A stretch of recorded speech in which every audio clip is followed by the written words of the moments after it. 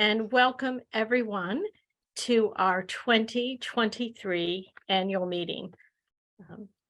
Over a decade, Puget Sound Book Artists has been together, and it's so exciting to think that we have another year to think about how we can expand our commitment to the book artists. Today, I have the honor of introducing our featured speaker, Malini Gupta. I was first introduced to Malini's work by Laura Russell, who is on the meeting today. So Laura, thank you for that effort. That book, The Fortune Teller, was included in a 23 Sandy Gallery show. And at Collins Library, we were very fortunate to purchase the book, and it was included in the exhibit, Changing the Conversation, which many of you have visited, that we hosted last fall. We were fortunate to have Malini visit the library along, I might say, Malini, with your delightful twin daughters, who took to the makerspace right away, and husband this past fall. And her presentation was, in 3 words, inspiring, impactful, and so very meaningful. Originally from India, Malini moved to the US to study communication design at the Pacific Northwest College of Art in Portland. What started as a thesis project for her design degree, making artist books, became a passion. And this passion led her to pursue a post-baccalaureate degree in book arts at the Oregon College of Art and Craft. Malini's work is collected by numerous private collectors and public institutions in the United States and Europe. She is the recipient of a number of awards and honors for her books and graphic design work. Her work's been published in 500 handmade books and also reviewed in the Times of India. And on top of that, she's also a freelance graphic designer and the creative director of her own design firm.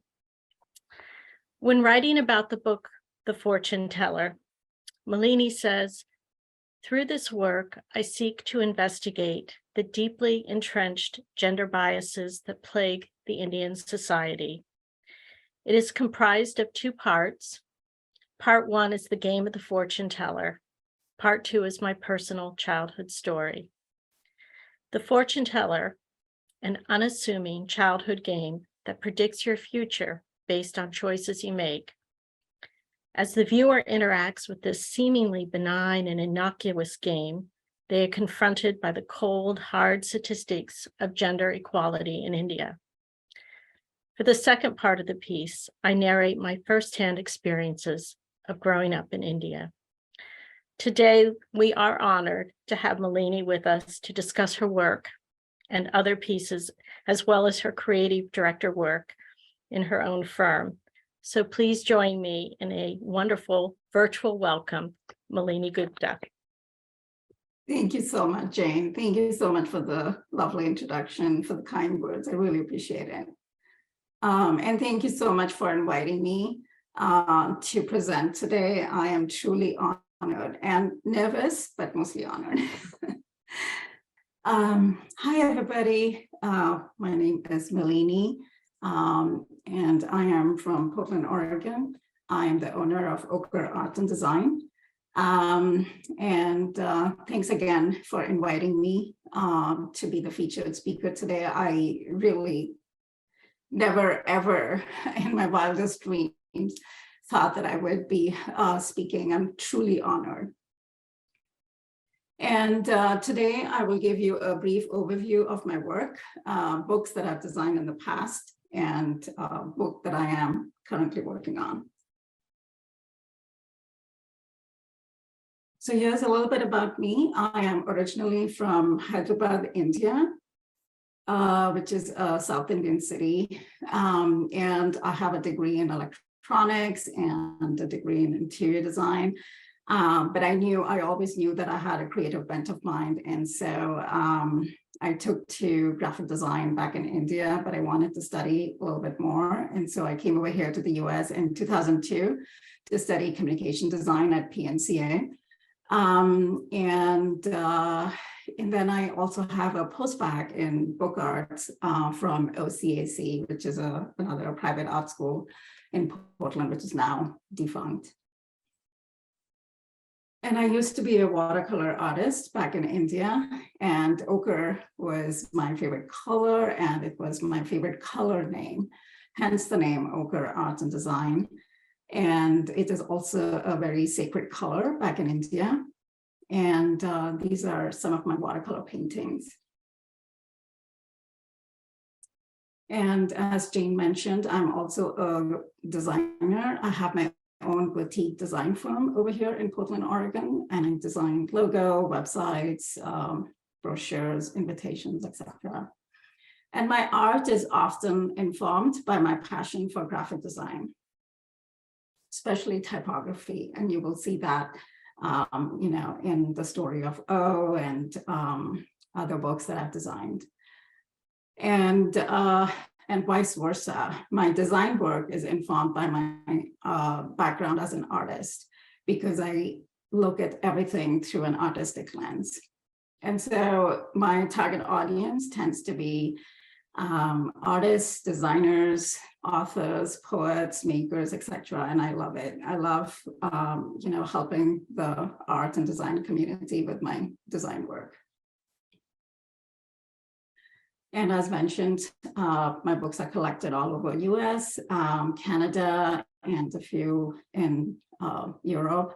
And it is also included in University of Puget Sound. And one of the books is listed in the Library of Congress. I'm not sure what that means, but I presume that it is something important. So, and I have won a few international awards for both my art and design work. But this is where my journey as a book artist started. This was the very first book that I designed and I wrote. It was actually my thesis for my graphic design degree at PSBA. It is titled From Familiar to Unfamiliar, and it is about culture shock. Basically, me experiencing this American culture, which is so different from the one that I grew up in. And to be honest, I did not know anything about the genre of art until I finished creating this book. And I was informed by my instructor, my mentor at PSBA, that there is a genre of art called book artists and you should explore because you're good at it. And I was like, okay. So anyhow, a little bit more about the design. As you can see, it is all very typographic. The book was designed in such a way that each spread has two sections. So the right side of the spread was information about culture shock that I found through my research. So quotes, definitions, statistics, etc. And on the left side of the spread is my side of the story. And my side of the story relates to everything that is being talked about on the right side. And then I use English and Hindi letter forms to create these patterns for every page. And the patterns were designed to visually illustrate my thoughts, emotions, and feelings on each one of the pages. I added a video. So halfway through the book, the reader flips the book to read about reverse culture shock. So basically me experiencing my culture in India after having lived abroad for a few years. And the book doesn't end at the very end, but it ends somewhere in the middle to reference how I feel like I'm caught in between these two cultures. And each page of the book is folded to look like a petal. And so when you open up the entire book and look at it from the top, it looks like a flower. And that is the meaning of my name in Hindi, my native language. It means a garden of flowers. So it's almost like a self-portrait for the first few years that I was over here in the US. And I did an installation for this piece. It's an edition of 6 books, one for each one of the semesters that I studied over here. And 5 of them are bound outside in. So the text is all on the inside. And this is to reference how I was trying to hide everything from everybody. And the color of the book matches the background to show how I really tried very hard to blend in with the American culture. And the last book is the one with the text on the outside to reference the last semester when I was talking about my experience here as the only international student in this private art school. And in some ways, this book was a precursor to my book, The Fortune Teller, which was included in the exhibition recently. And writing this book for me was like therapy. And this was when I realized the power of writing books and telling my story and of being vulnerable. And the book was very well received by my school and the school president, who was very actively trying to grow the exchange program. So it was very pertinent at that time. And he actually wanted the book to be published, like mass produced and be shared by every university and college in the US, because according to him, there's tons of books in culture shock, but none that are so personal. But of course, that didn't happen because we didn't have the budget for it. And as a part of the thesis, I also had a focus group. So I shared the book with an exchange student, this one other exchange student from Japan. And he told me that, yes, he could totally relate to everything. And it came as a shock to me that my words, mattered. They meant something. And I won an award for this book, and it was bought by a couple of libraries. And to be honest, I tell everybody that I found my voice in this country. Because in India, in my family, we were asked not to speak up. As a girl and as the youngest in the family, I never really had a say in anything. And I realized here that my voice really mattered, that it meant something, and it was really liberating for me. And as hard as my years at PNC were, I know that I am the artist and the designer that I am today because of them, because of the critiques, because of their approach to art and design, and because of my experience in general. And they always pushed us to think outside the box and, made us think about, how to use our art and design. And that's kind of where, I sort of came to this realization that I could use my voice as a catalyst for change. And that was my biggest takeaway. And it was thrilling because I have so much to say. So this is another book that I designed. This is called The Story of O, and it is digitally printed, handbound. It is a typographic interpretation of The Story of O, which is an erotic novel. And my book is a very abstract take on the novel. So the book is printed on translucent paper, which has like the skin-like feel to it. And the translucency of the paper, allows the subsequent pages to be visible to the viewer.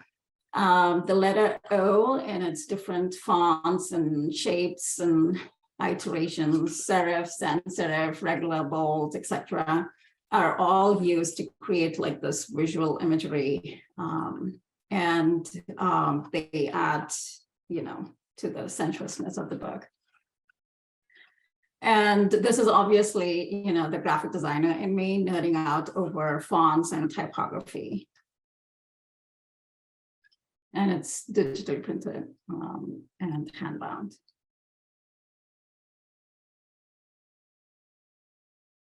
This is another book that I designed. It is letterpress printed. It is titled Unfolding. And it explores the genocide in Darfur in 2007. It was inspired by Nicholas Kristof's coverage of the genocide for the New York Times. It is letterpress printed with handset type and illustrations printed from polymer plates. So the blind embossed illustrations were drawn from photographs of a die-in performance that I staged in conjunction with this piece. A die-in is a form of a protest where the participants simulate being dead. And I hired a photographer to take pictures of the die-in, and I traced the photographs to create the illustrations for the piece. The line drawings at the bottom of each one of the page connect to form the map of Sudan. And the cut-up poem was also composed from Nicholas Kristof's coverage of the genocide. in the New York Times. And yes, I did approach him on Facebook and LinkedIn that I'd like to show this book to him, but he hasn't responded yet. And I hope he does, because I'd love to show it to him. And this is just a book that I made for fun. This is a book that is made out of wax, and it is all of the pages in the book are scrolls, and it's not readable. But yeah, scrolls are actually very common in India, and it's just kind of inspired by the scrolls over there. And this is just me experimenting with different book forms. This one is titled My Type of Book. And I was again experimenting with typography. And these are all collages from an old graphic design magazine called Upper and Lowercase, which I found at OCAC, and they were going to just throw them away. So I took them all and then I created this book. And these were a series of encyclopedias that were all folded to create this cultural piece. And I made several of these after giving birth to my twin daughters because I had so much time on my hands. And this was just like something easy to do. And lastly, this is, The Fortune Teller, the book that is obviously very dear to my heart. If you haven't had a chance to read this book in the exhibition, it's about the gender biases that exist in the Indian society and how it leads to sexual violence towards women in India. And I specifically talk about my experience of growing up in India and about incest. And I often ask myself, why did I decide to write this book? After having my daughters, I had a reckoning. I wanted to speak up because I knew that this had to end with me. I guess motherhood changes you that way. And I remember having endless conversations with my family back in India about what happened to me, about the sexual abuse. And of course, it was not going anywhere. They just didn't care, and they just wanted to sweep it all under the rug. And I felt like I was not being heard, and I just couldn't believe it. And to me, it just felt really wrong. And I knew that if I talked about it over here in the US, that people would read it, and I knew that I would feel heard. And I knew that I had to get it out of my system.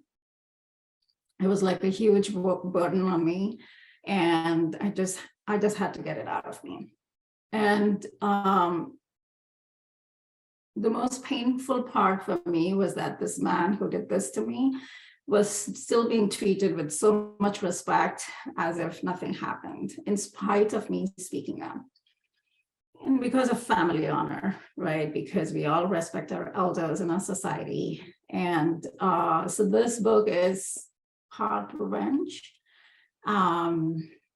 Because in my mind, I thought this person did this to me because he knew that I was not going to speak up.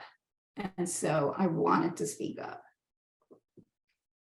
And then the third reason, of course, was, because I knew that this would be like therapy for me. I thought that if I could get it out of my system, I would heal, just like the other book that I wrote, From Familiar to Unfamiliar. But of course, this is a different beast altogether, right? The trauma, your body never forgets it. It's not that easy. So more about the book. The book was designed to, the box was designed to reference me opening up about this incident in my childhood. The game, The Fortune Teller, was obviously a reference to my childhood. It has all of the statistics relating to how girls are treated in India. And I always like to incorporate statistics and quotes from reliable sources to prove that these are all well-known and well-researched facts. The imagery of Indian gods and the thread that was used to bind the book is all very sacred in the Indian culture. And I used it because this book is sacred to me. And all of the pages are waxed to infuse them with the smell of incense.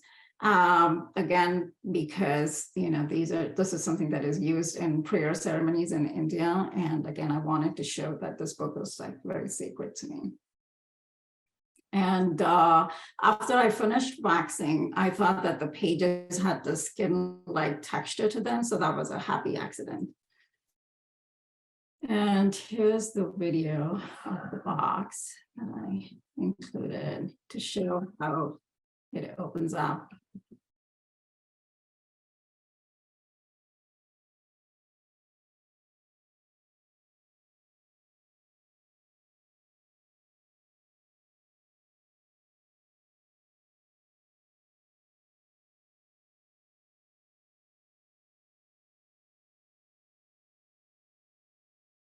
I poured my heart and soul and my tears into this project. I literally cried as I was working on it. And at one point, I thought it would be lovely to incorporate my tears into the book. I thought it would be so perfect, but I didn't do it because I wasn't sure if I would cry for every book that I made. But I did. I ended up crying for each and every book that I created. So am I working on another book? Yes, I have been for a few years, but I never really got a chance to finish it. It's a book about dowry system in India and how it relegates a woman standing in India as a second-class citizen. My work obviously is very woman-centric, feminist, and I want to speak up against all of these patriarchal rules and constructs that hold women back in the Indian society, and I guess in general. And this is my why. Through my books, I want to speak up and share my thoughts and my experiences. To quote another artist, here's my pain, here's my heart. I share it with you in the hopes that you can see yourself in it. Hopefully you will heal. Hopefully it will heal you or give you solace that you are not alone. I've had women tell me after reading The Fortune Teller that they can totally relate to it. And these are American women who've had similar experiences here in America. And it just came as a surprise to me because I thought this was something that was, that just happened in East Asian cultures where it's so patriarchal, but sadly, it's just something that happens everywhere. So we hugged and we cried and we grieved together, and I just love it. I love that my work has this universal appeal and that it has this kind of impact. So thank you so much for listening to my presentation. I'd like to end it with this quote: "Speak the truth, even if your voice shakes." Malini, thank you so much. This is Jane again. And on behalf of everyone, thank you for your honesty and your courage in sharing your story. When you speak, it really resonates that artist books can change the conversation, and your work is so important to so many. Your voices, everybody's voice can change the world. And I think that that is something that I take away from your work personally. For those of you that are on the call, when we saw From Familiar to Unfamiliar for the first time in the library, we were having conversations on our campus about students feeling vulnerable when they go on study abroad and how to return to study abroad, but also within the university, different groups of students understanding students. So I think we should work on a plan to get that book published and made available to everyone. It's just really remarkable. And I can imagine that there are some questions. So if we could perhaps, if you have a question through chat or want to comment, Malini, lots of warm-hearted comments coming in from the chat, but I'm going to kind of switch gears and throw out a first question. With your interest in typography, have you ever been involved with letterpress printing yourself? Yes, I do. I mean, that was one of the reasons why I joined the Oregon College of Arts and Crafts. And, some of the books are letterpress printed, like the book Unfolding. That was completely letterpress printed by me. And I'm so sad that the college shut down, and because I was renting it sometimes and I was using the space. I created a few other books too using letterpress, but yeah, I love holding type in my hand and setting it, and it's just so beautiful. Letterpress is just so beautiful to me. Yes, absolutely. Another question, just something that resonates with me, is that you are really taking issues from our current world in the book on Darfur. Can you talk a little bit more about staging the performance and the photographs for that book? Yeah. So, the die-in was, it was just like an invitation for people to come and lie down and pretend to be dead.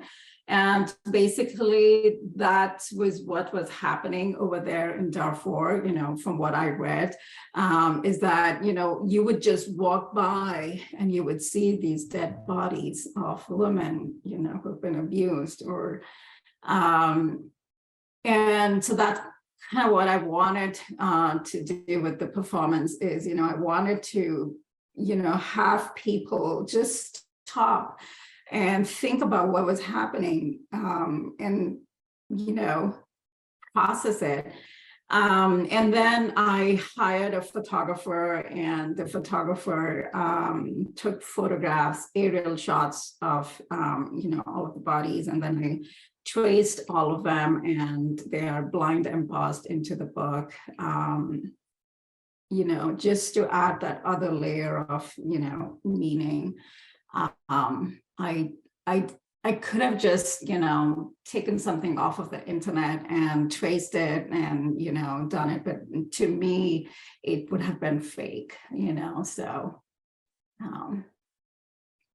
Does that answer your question? Absolutely. That's just really powerful. And I think to kind of understand the process of how the books evolve is really makes them even more meaningful.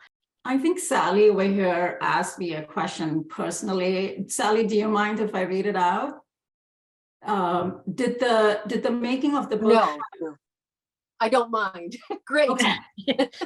Okay. So did the making of the book have a healing effect? Yes, it did, but it didn't heal me completely. I still had to do a lot of work with a trauma therapist. But I would say yes, it was really important for me to get it out of my system. Like I said, he did it to me because he knew that I was not going to speak up, and I wanted to speak up. And you did. And I did. Thank you.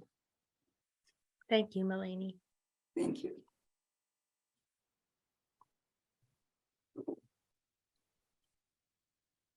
Malini, when you go back home now to India, how do you feel in terms of culture shock and your relationship to the country where you grew up? I mean, I still love it. I love my country. I just think, and the culture has to change. I really feel that it's the dowry system that holds women back. And, it's the way the boys are raised in India where, they can get away with anything, and they do. I still love my country. I just wish that, people would talk about all of these things a little bit more openly. And try to change it, but everything is just covered up because our country, we don't want to talk about bad things or, anything that's negative about India. We just want to talk about the good things. And I'm like, well, that's not going to help anyone, especially us women. I think we need to talk about these things so that, the next generation doesn't suffer from it. So that's my biggest, problem with the Indian culture, but I still love it. My family actually doesn't know that I made this book. This book, I will never take it with me to India because I know that it will not be well received.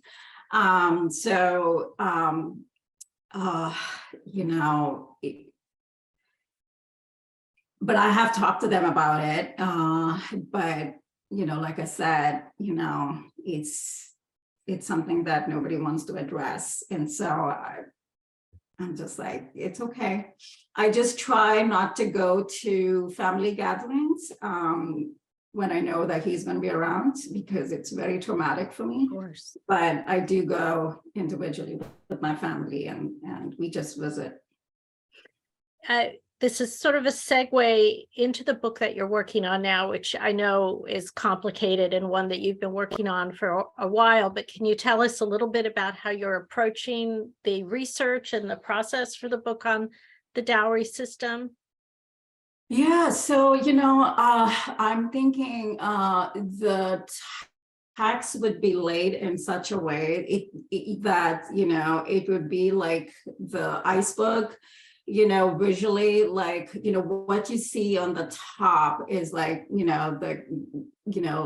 like how beautiful the Indian weddings are and things like that. But then, what's underneath is, what's behind all of these weddings is, this dowry system. And, sometimes there's dowry deaths. There's women who are, they get married, but then, they are ill-treated by their in-laws, or sometimes they're even killed. And so it's going to be like that. It's going to be laid out like that. So the iceberg that you see on the top is just like a little bit, but then there's all of this underneath it that's at the bottom, which is like really scary and dangerous. And yet it happens all the time. And the research, some of it is going to be from my own personal experience. And some of it, I have posted in other Facebook groups that I'm a part of. These are women who all are of Indian heritage, but are now living abroad, and they are more open to talking about these things. And so I have posted over there. I'm getting, their comments and their experiences. I want to use their words, but of course I'll change their names, so that, I'm not giving away their identity. But that's kind of where I'm at, so far. That'll be a very impactful book, just as Fortune Teller and all your other work is, Milani. And I do want to read just a bit, some of the comments. Speaking truths aloud has such an important place in healing. Thank you for your beautiful courage and bravery. Your work is the perfect message. Truly a remarkable example of the power of artist books. Thank you for sharing, Malini. And that comes from Laura, whom you know. And I just want to thank you again on behalf of Puget Sound book artists for your moving, insightful comments. It's been such a pleasure to reconnect with you again, and I want to thank you, and virtual applause from all of us here today.